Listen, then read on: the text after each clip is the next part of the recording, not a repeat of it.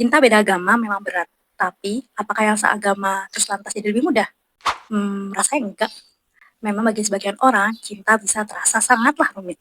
Inilah kisah Nif dan Fauzia dalam novel Kambing dan Hujan karya Pak Mahfud Iwan. Versi digitalnya bisa kalian baca di Ikusnas. Jadi Miftah dan Fauzia ini adalah sepasang muda-mudi yang saling jatuh hati dan ingin segera menikah.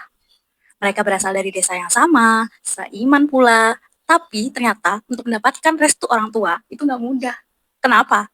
Karena mereka beda masjid, beda aliran. Jadi si Miftah ini adalah anak dari Pak Iskandar yang merupakan tokoh di Masjid Utara yang kental dengan Muhammadiyahnya.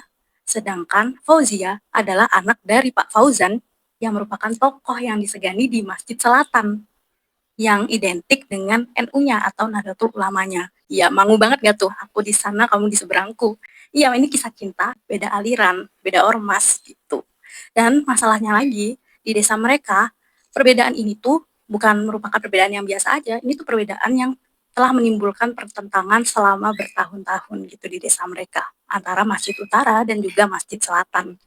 Bukan hanya perbedaan aliran aja, tapi hubungan antara Miftah dan Fauzia ini pada akhirnya mengorek masa lalu dari kedua ayahnya, yaitu Pak Iskandar dan Pak Fauzan, yang ternyata mereka adalah sahabat di masa kecil. Namun karena berbagai peristiwa, membuat hubungan mereka terus merenggang, bahkan hingga tidak saling berkabar satu sama lainnya. Oke, masuk reviewnya. Jadi buku ini, Kambing dan Hujan, walaupun mengangkat isu yang ada di masyarakat Indonesia, yaitu tentang dua ormas besar, Muhammadiyah dan juga NU, tapi dibawakan secara adil melalui kacamata keduanya.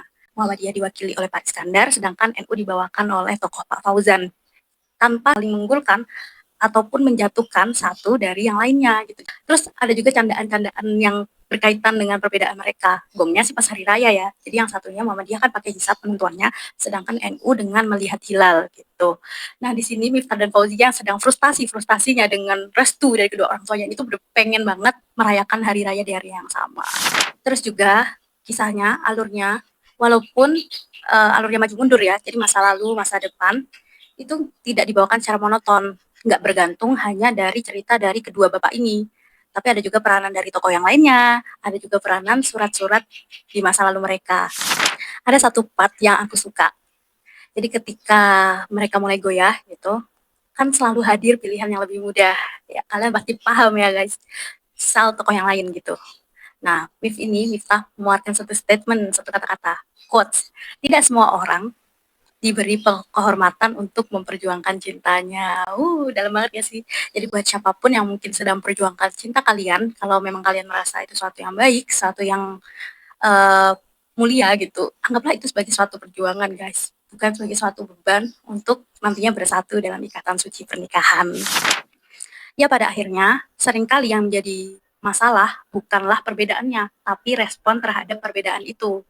Apalagi kalau itu tuh terjadi di lingkungan terdekat kita, keluarga kita. Terus buku ini cocok dibaca oleh para Gen Z gitu, Gen Z. Ya, Gen Z yang ingin mengenal lebih lanjut mengenai dua ormas besar di Indonesia, Muhammadiyah dan NU yang memiliki peranan penting dalam mendakwahkan Islam dan mungkin kita bisa belajar juga dari semangat para generasi-generasi pendahulu kita. Itu aja. Bye.